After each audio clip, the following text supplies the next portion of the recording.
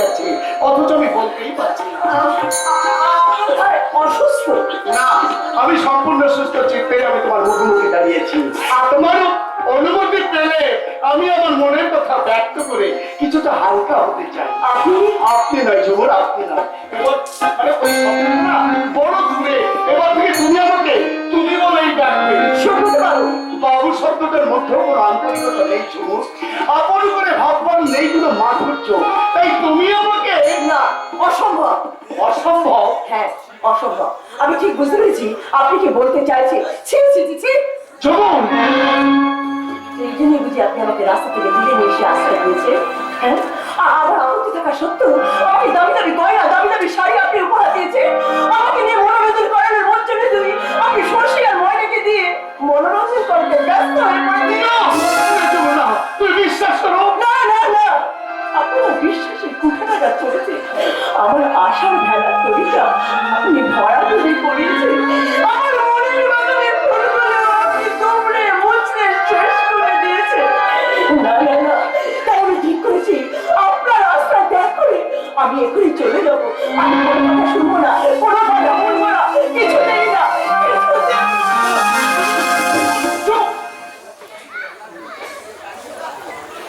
কি বলতে গেলাম আর কি ভুল বুঝে কাঁদতে কাঁদতে চলে গেল। ঘুরো সে একবারও বুঝতে চাইল না, শুনতেও চাইল না। গায়ে সুব্রত ব্যানার্জির মনের কি অব্যক্ত যন্ত্রণা। না না না না না না, ভুলের বশবর্তী হয়ে ফুলের মতো ঝুমুরকে আমি কিছুতেই হারাতে পারবো না। দরকার হলে আমি আমার ভালোবাসার সেবা দিয়ে তাকে আমি সারা জীবন আটকে রাখবো। তবু অজানা মরতে হবে।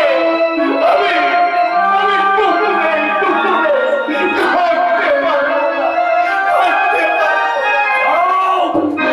আমরাও সে আগেছি সুব্রত সব সাউজি, শুধু শান্তি একা নয়, তোমার দিনে যে আমাকে আসতে হয় এটা আমি ভাবতে পারিনি। ঝুমুর নামে কোনো মেয়ে তোমার বাসায় থাকে? থাকে, হ্যাঁ থাকে। আরে আমি তো তবে এই স্থান আমি দেখেছি। শান্তির চোখ করে বলবেন কেন বাবু? আপনি ভালো করে জিজ্ঞাসা করে দেখুন। কি হলো? কথার কোনো উত্তর দিচ্ছ না কেন? বলো, ঝুমুর নামে কোনো মেয়ে তোমার বাসায় থাকে কিনা? থাকে, থাকে? হ্যাঁ থাকে। এই 1 মাসেরও বেশি হলো সে আমার এখানেই আছে। কেন? কেন আটকে রেখেছ মেয়েটাকে? আজকে তাকে আমি রাখিনি বাবা, আশ্রয়হীনাকে আমি আশ্রয় দিয়েছি মাত্র। কথার কি স্মৃতি সুন্দর, শুনে আমার মাথাটা রিয়ে করে চলে যাচ্ছে। আমার অমর সুন্দর ভালো মেয়েটাকে ভালোবাসার পুষ্পপত্র দিয়ে নিয়ে এসে বলে কিনা আশ্রয় দিয়েছি। এসব আপনারা কি বলছেন? আমিও তো বহুত অবাক হয়ে যাচ্ছি সুব্রত স্যার। আপনার মাফে কিন্তু আমি সিঙ্গল আপনি এত ছোট কম কেমন করে কথা বলো? ছি ছি ছি ছি ছি ছি। আমার সন্তান হয়ে একটু নির্জীবমৃত্যু তোমার হলো কি করে এটা আমি ভাবতেও পারছি না। বুঝতে পারছি না বাবু।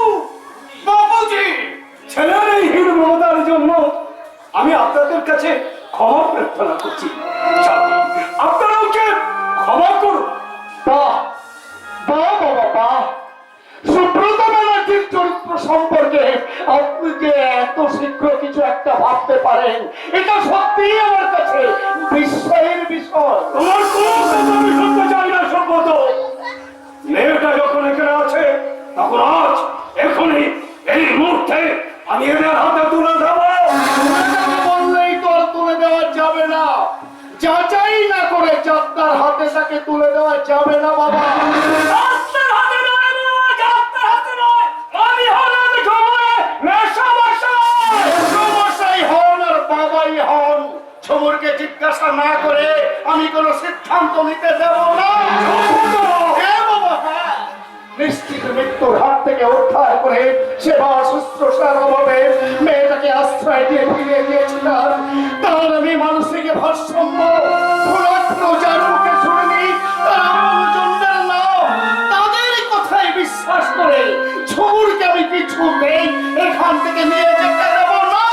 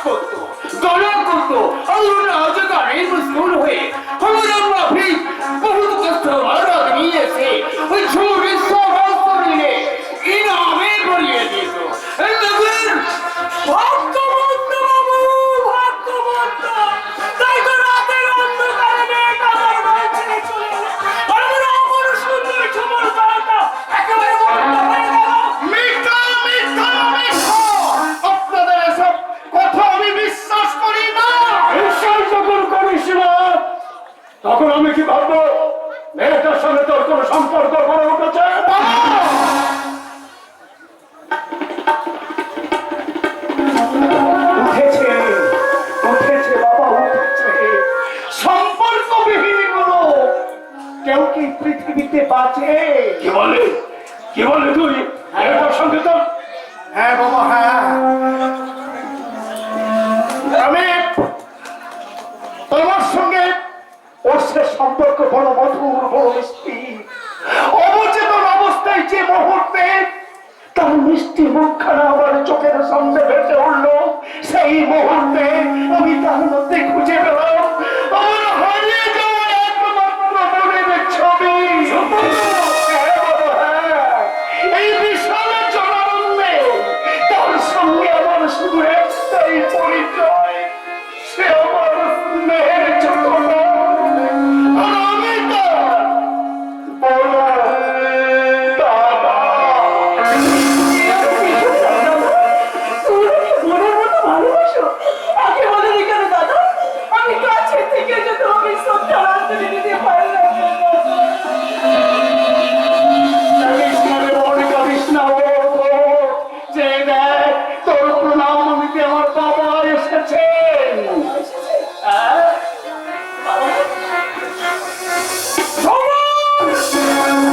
প্রণাম দিন বাবা। মেশমশাই, তুমি এখানে নতুন দিনের খোঁজ পেলে কি করে? একই সারা শয়তান এই পশুটাকে সাথে করে তুমি নিয়ে এসেছো। এই নাও, এই মুহূর্তে তুমি বেরিয়ে যাও, নইলে কিন্তু আমি তোমাকে খুন করবো, খুন। আরে বল তো খুব করবি? আরে আমাকে খুব না করলে তো আমার রূপী, আমার নেগলিজিবি সবই তো এটা আমি দিতে। খবরদার, মিথ্যাবাদী শয়তান! শয়তান কাকে বলছিস? হতচ্ছাড়ি শয়তান কাকে বলছিস? এতদিন এটার সাথে মেলামেশা করলি? ওর বাজে বক্তব্য আমি শুনতে চাই না। শুনবেন না বাবা, শুনবেন না। এদের কথা আপনি কিচ্ছু শুনবেন না। এদের নিঃশ্বাসে বিষ আছে, চোখে আছে নারসার আগুন। সেই নারসার আগুন দিয়ে আমার দেহটাকে জ্বালিয়ে পুরো ছাই করে দেবেন। না না না, না না না, আমি ঝুমুর মানে নই। ঝুমুর তো মানুষের পাশে ছিল, তাই ঝুমুর কাছে আমার এত দত্ত না। তুমি শয়তানের হাতে আমি তুলে দিও না দাদা, তুলে দিও না। কত রঙ্গ দেশালি পতি ও মনে দেখবি ইয়াদা। চুপ করো মেশমশাই, তুমি চুপ করো। আর তুমি বিষ করে দিও না মেশমশাই। আমাকে একটু ভালোভাবে বাঁচতে দাও মেশমশাই, ভালোভাবে বাঁচতে দাও। छोड़िए दो मुन्ना और तुम्हारा व्यवसाय चालू करने के लिए तुम फिर अंदानी करो और सुब्रतो साहब के साथ झुमर जखन सजा दिया था सबका सोची और एक बड़ पहुंचे मंतव्य অধ্যত্ত সীমা ছাড়িয়ে যেও না। মনে রেখো, আমি সোমনাথ ব্যানার্জি সব কিছু সহ্য করলেও অসামাজিক কিছু আমি মেনে নেব না। মানুষের এই মনে করা সমাজ আমি মানি না, মানি না। মানবি না দাদা, সমাজের বাইরে তো তুমি নও। এই সমাজের গণ্যমান্য ব্যক্তিরাও এই সমাজচ্যুত করলে তোমাকে কিন্তু এখানে আশ্রয় দেবে না দাদা, সমাজচ্যুত করবে।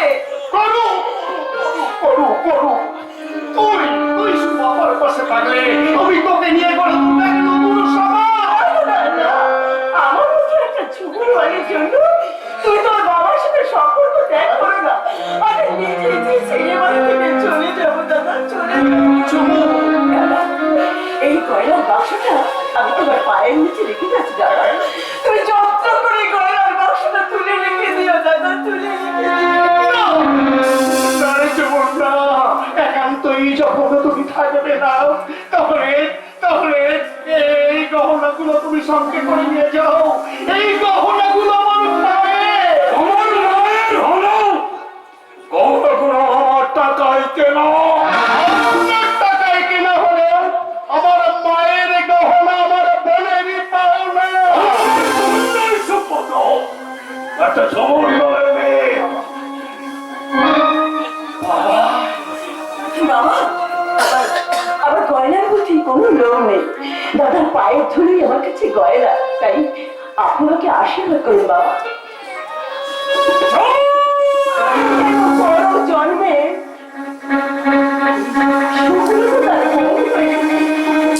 আমি বাঁচতে পারি না। চলো বেশ, চলো।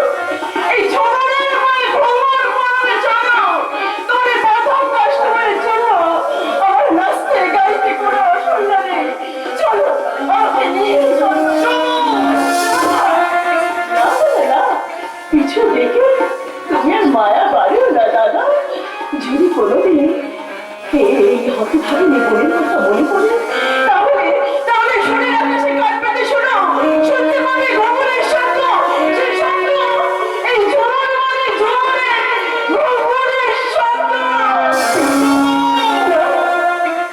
না, আর আমাকে দেখো না, কোনো চলতি পথে পড়ি যদি ঠকতে দাঁড়ায়, তাহলে সে পথিকে তুমি বলেছিল, হে কান্না, তোমার ঝুড়ি উড়ে বলছি, হতভাগিনী বোনের কান্না, হতভাগিনী বোনের কান্না।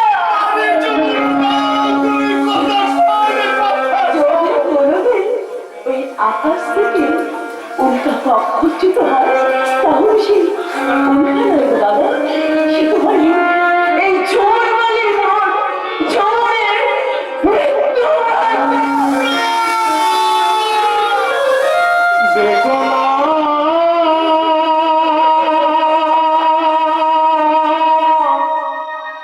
পিছু দেখো না,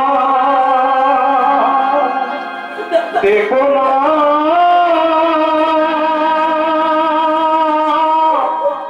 পিছু দেখো না,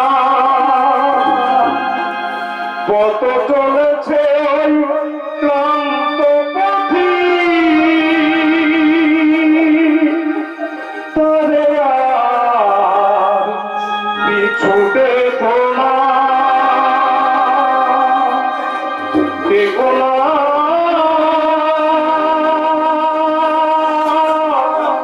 পিছু দেখো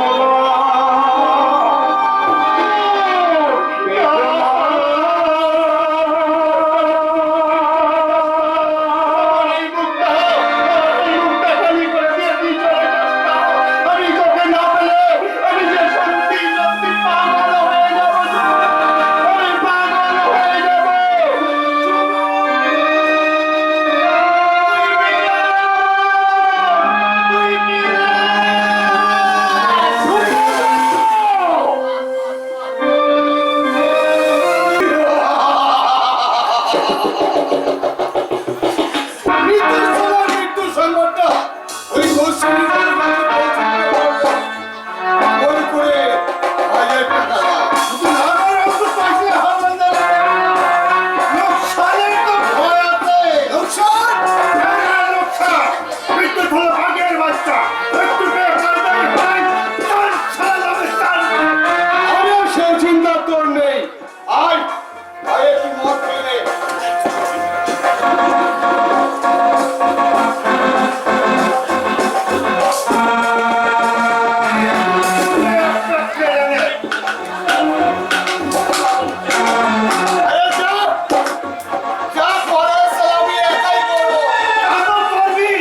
কিন্তু এখানে তাকে পাবি কোথায়? হোটেলে সালার সুবর্ণের বাচ্চার আসল বলতে পারিস তো? হ্যাঁ, বিদ্যুতের আসল ঠেক এই নয়নতারার হোটেলে। তাই নাকি? হ্যাঁ, তবে আর বলছি কি, সারাদিন কোন সালার গ্যারেজে কাজ করি আর সাজিয়ে লাগে এই ভাবিখানায় ফিরে এসে নয়নতারার নরমাতার গরম গরম রুটি আর তরকা খেয়ে শতান শুয়ে পড়ি। বেশ বেশ, আর তোকে বলতে হবে না, আগে মালটাকে টেনে নিয়ে এখনই চলে এখান থেকে চল। চলতে হতে কিন্তু আর বেশি দেরি নেই। এই মানবতা ঠিক হবে না বলতাম। বিদ্যুৎ আসছে আসছে আসছে না, রীতিমতো সাগরে আসছে।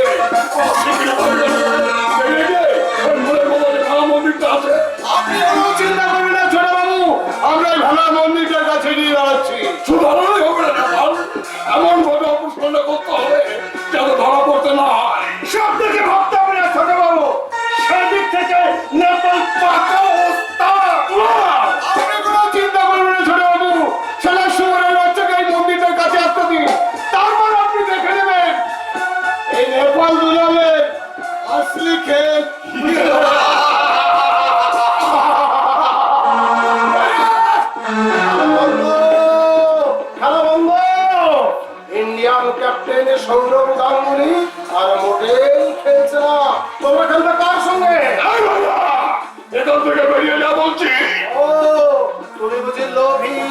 রাজ্যের হিতৈষী, তাই দলবল নিয়ে ছুটে এসেছো ইউক্রেনের উপরে হামলা চালাতে। কিন্তু পারবে না, কিন্তু পারবে না। জেলেনস্কির একটা স্কারের অগ্নিস্ফুলিঙ্গে তোমরা পুরো ছাই হয়ে যাবে। সাবধান, সাবধান। আর এক পায়ে গেলে ইঞ্জেকশন দিয়ে দেবো। বাজানো বড় বাড়াবাড়ি করছে না বলবো, দেরি হয়ে গেলে কেউ তো কেচিয়ে যাবে।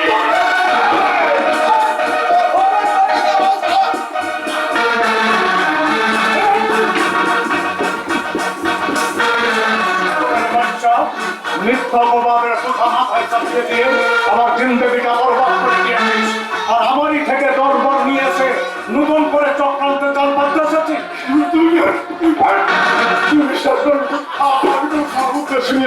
তাহলে কোন মহৎ উদ্দেশ্য নিয়ে এসেছিস সেখানে? মানে ভোগ কিনছিস কেন সাধু পুরুষ? বল কেন এসেছিস? আমি ভুল করেছি, আমি অন্যায় করেছি। ভুল করে এখানে তুই মার খেতেছে?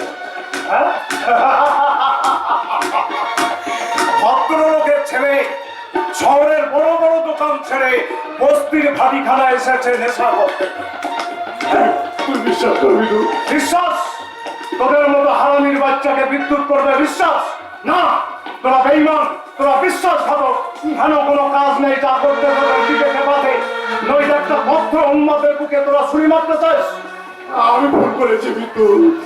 তাহলে আমার অন্যায় করতে বাধা কোথায়? আমার ভুল করতে ক্ষতি কি? জেল খাটানোর অভ্যাস আছে, পুলিশি নির্যাতন হজম করার তাকত আমার আছে। অতএব না, না বিদ্যুৎ না, ফাঁসির দড়িতে ঝুলতে আজ আমার কোনো দ্বিধা নেই।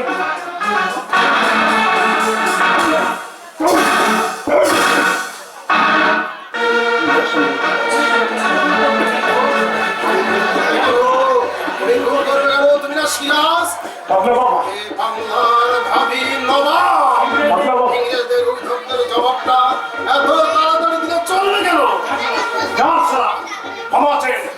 আমার অপরাধের জন্য আমি অনুতপ্ত, আমাকে ক্ষমা করো পাগলা বাবা। জানে বেঁচে গেলি সারা, যা দূর হয়ে যা সামনে থেকে। যাচ্ছি, তবে যাবার সময় বলে যাচ্ছি। কি আজকের দিনটার কথা আমার মনে থাকবে। ছেড়ে দাও, ছেড়ে দাও পাগলা বাবা, ছেড়ে দাও। সামনের মাথাতে ওকে হাত ছাড়া করাটা আমার অপরাধ হয়ে গেছে। আমার 51 পাগল পাপ আর 52 পাগল পাপ। এত সহজেই বৃদ্ধ আদিবর্তী তোমাকে পাপের পঙ্কিরে পা বাড়াতে দেবে না। ইঞ্জেকশন দিয়ে দেবো, ইঞ্জেকশন। আমার কথার অবদ্ধ হলে এমন ইঞ্জেকশন দিয়ে দেবো যে আমার মতো তুমিও পাগল হয়ে যাবে। হ্যাঁ, পাগল হয়ে যাবে।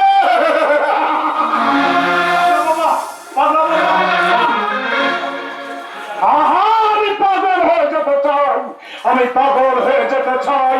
আমার বেঁচে থেকে কি লাভ? লাভ নেই, কোনো লাভ নেই, সবই লোকসান।